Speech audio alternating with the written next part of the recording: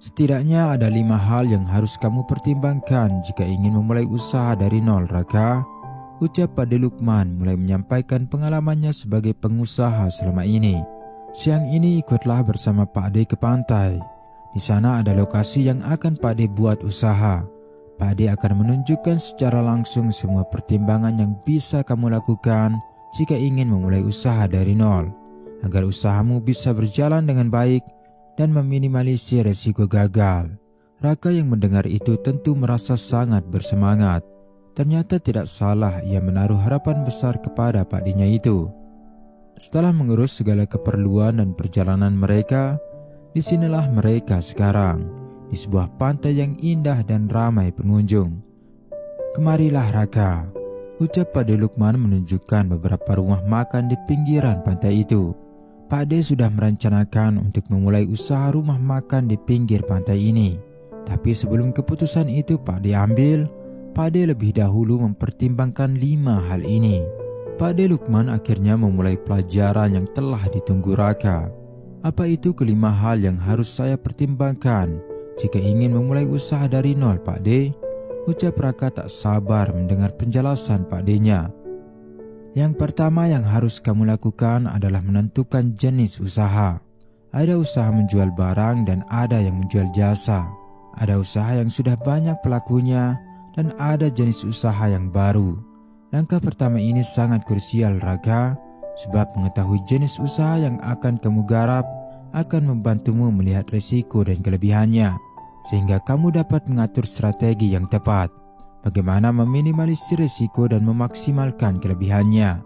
Dan satu lagi yang penting di langkah yang pertama ini adalah passion atau hasrat kamu pada usaha yang telah kamu pilih.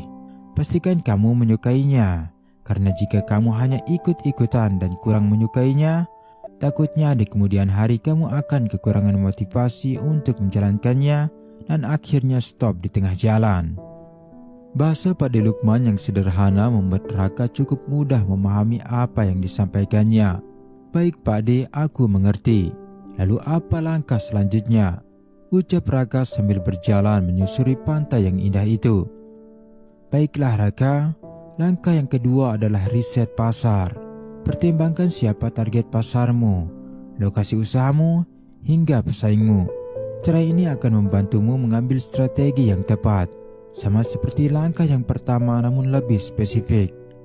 Sebagai contoh usaha rumah makan di pinggir pantai yang akan Pak De buka.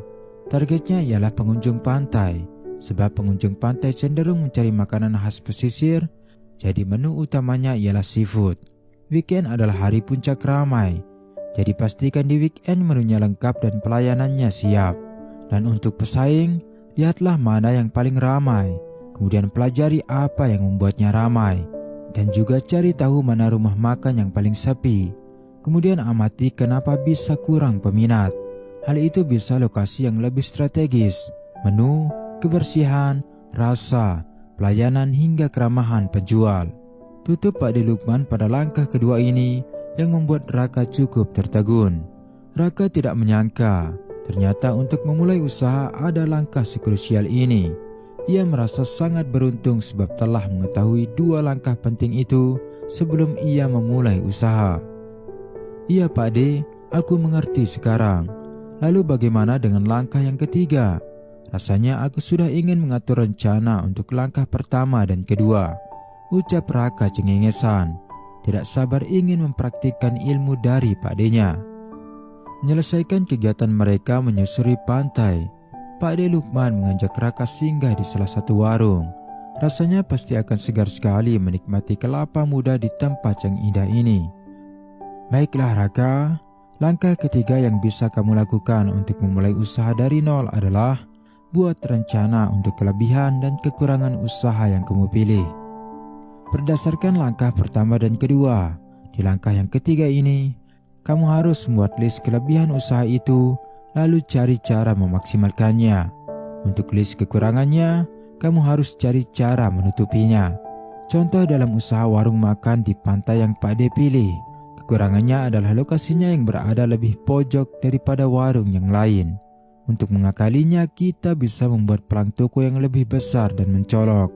Dengan mengetahui strategi yang tepat, kita akan bisa memaksimalkan keuntungan dan meminimalisir resiko. Raka yang sudah terlarut dalam pelajaran Pak D-nya mengangguk dengan tegas. Iya Pak D, sekarang aku mulai memiliki gambaran apa langkah yang harus aku ambil dan harus mulai dari mana. Padahal kemarin aku seperti buta, tidak tahu harus berbuat apa dan mulai dari mana, ucap Raka sambil menagih langkah yang keempat dari Pak D-nya. Pak D Lukman yang senang melihat Raka bisa memahami pelajaran yang ia sampaikan pun melanjutkan. Langkah yang keempat adalah mulai.